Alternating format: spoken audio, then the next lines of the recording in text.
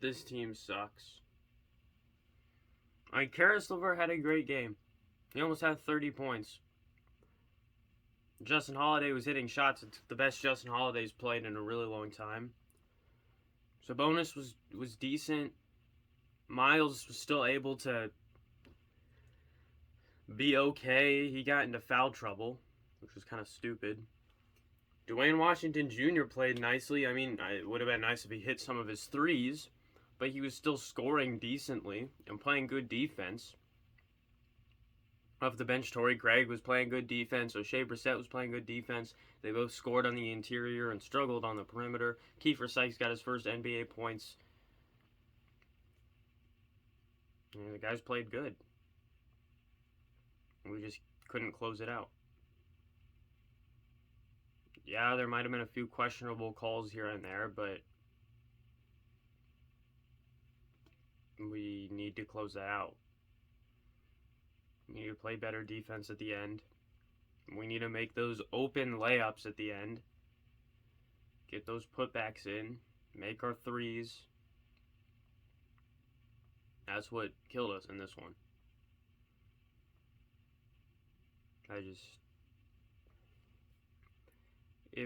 If this season doesn't end in the Pacers getting Jaden Ivey,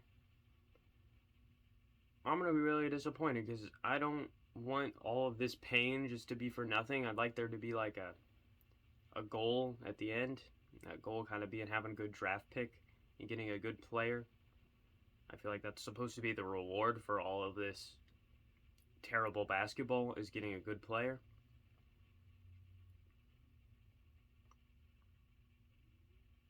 I just don't know. And Herb Simon thinks the fans want to see this.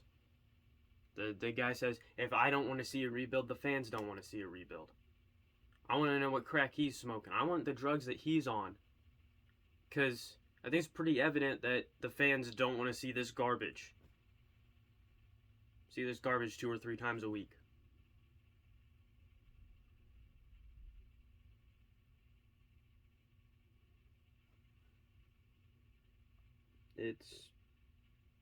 It's bad. It's really bad. Man. I think as fans we need to start like actually protesting outside of the field house when Herb Simon is there and stuff like that, so we can show him, hey, look, we want a rebuild. We want a rebuild. We want you to keep the good players, guys like Edmund Sumner, and not bring in people like Brad Wanamaker. We want you to keep Elias Johnson. These guys that we bring up through the G League and are loyal to the Pacers, and then you just don't re-sign them in free agency and you let them go. They do nothing but play hard, and you let them go. Because you don't want to spend a few extra million just to keep this good player around that nobody else wants, that is valuable to us.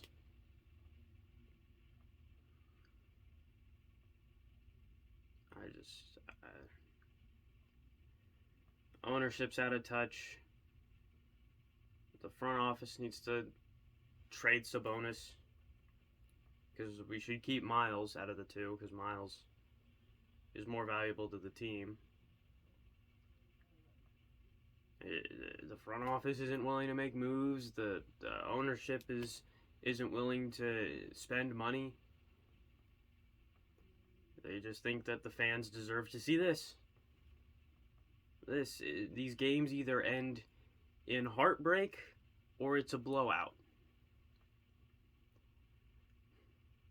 Just a few years ago, these games were going the other way around. It was Victor Oladipo hitting those shots. It was Darren Collison hitting those shots.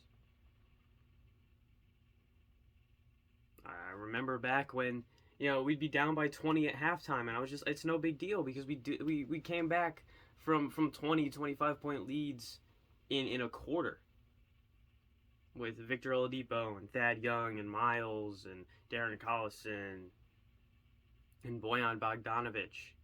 Corey Joseph off the bench. Domas was coming off the bench.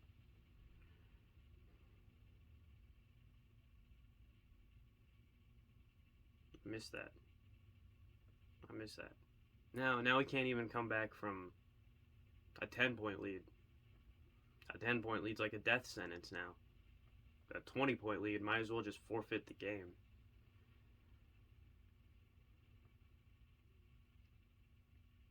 This isn't what these players deserve. This isn't what the fans deserve. This isn't what Rick Carlisle deserves. But the front office and ownership just keep on trotting out the same team. Game after game. Yeah, you got O'Shea Brissett, Torrey Craig, Duarte, Miles, LeVert. You got these guys giving it everything they've got. I mean, LeVert's been back to what he was last year these past few games. He's averaging like 26 points a game over the past 5 games. LeVert's back to normal. And we're better with him as the primary ball handler. And I could make we didn't have Brogdon or Duarte or Keelan Martin or Jeremy Lamb or any of these other guys. I could come out and make that excuse, but when we have those guys, these games still turn out the same. And then TJ Warren's going to come back. TJ Warren's going to play his heart out, and we're still going to lose. And Herb Simon's just going to look at it and be like, still making me money. I'm still getting rich off this team. So I'm not going to make any moves. If this trend continues, there's just Pacers fans are going to be a dying breed. Because no young kid is going to want to be a fan of this team.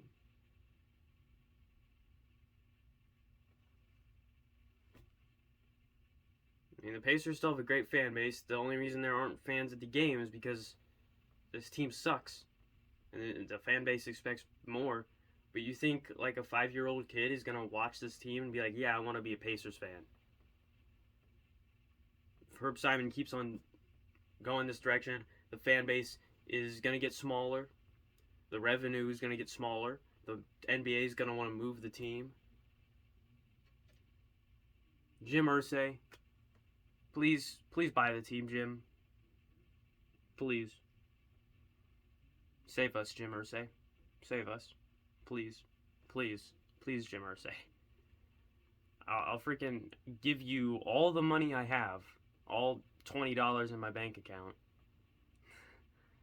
I'll give you everything that I have to own the Pacers. I don't have much, but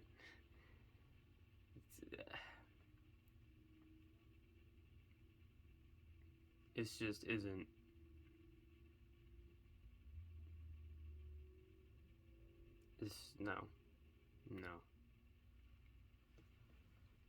No.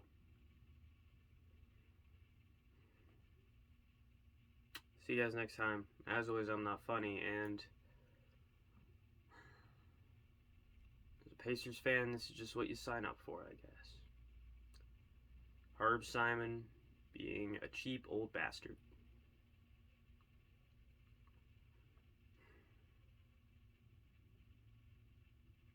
Herb Simon, sell the team. Just keep it in Indiana and sell the team. And never put your hands on this team again. Never own this team. Never be around this team. Don't ever be around the arena. Don't be around the offices. Move to a different country. Be gone. Please. Please. You are as delusional. You are the definition of delusional. This is Herb Simon's happy little team, everybody. It's happy little team. See you guys next time. Just got unlucky on a few plays tonight. You know, one of those plays, I thought he was standing still, but he just hit the shit out of that one guy, and the guy went flying. They blew the whistle, and they called it on him.